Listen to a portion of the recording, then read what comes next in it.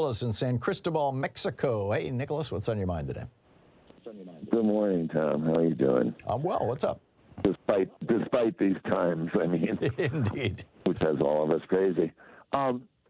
Two things real quickly. The second one is a personal question, but very brief, I promise you, not to bring up a sore subject.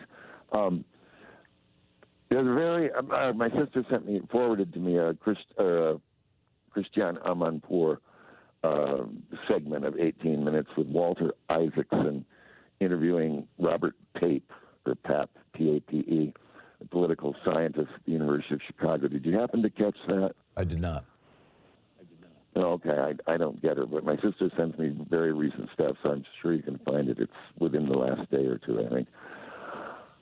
It's about Pape, who's, as I say, political scientist at the University of Chicago, serious thinker here, expert really, and he investigated apparently all of the insurrectionists that were at the Capitol. He and a group of people, a long series of studies they performed. And what they found is very disturbing.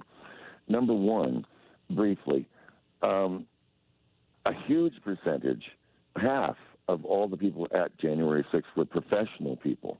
Mm. They were not, the shaman type that the news hit on because it was so easy to hit on them, right? Yeah. And he says they were doctors and lawyers and professionals and architects and business owners, and that they represent a whole new group of people.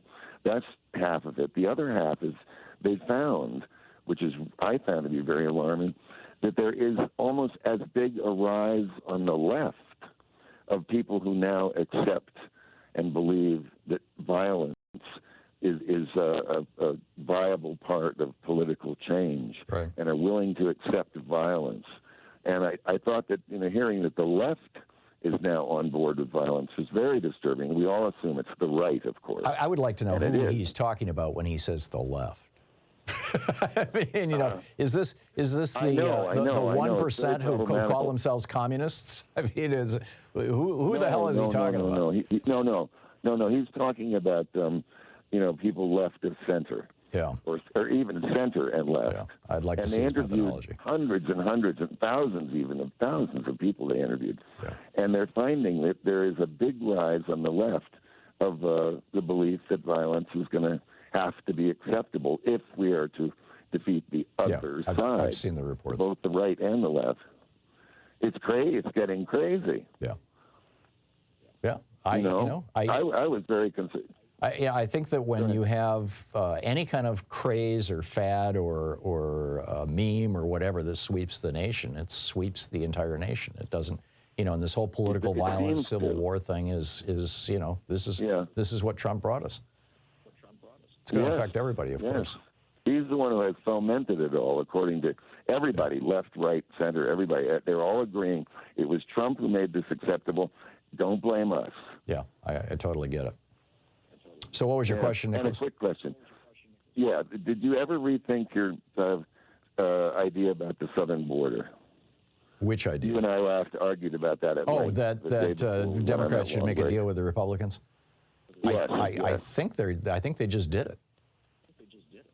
God, I hope not. No, I think they just did. The Biden administration has been tightening up the border, consistently now for months. I know. And he also is afraid of the subject. Yeah. But anyway, I'm siding with Pramila Jayapal, whom I know you respect greatly, as do I. And she said the same thing I had said, that any such plan would not only be inhumane, she added, however, that it would backfire badly on Democrats. Yeah. Well, there are degrees, right? I don't see the Democrats going along with the crazy stuff that the Republicans are promoting.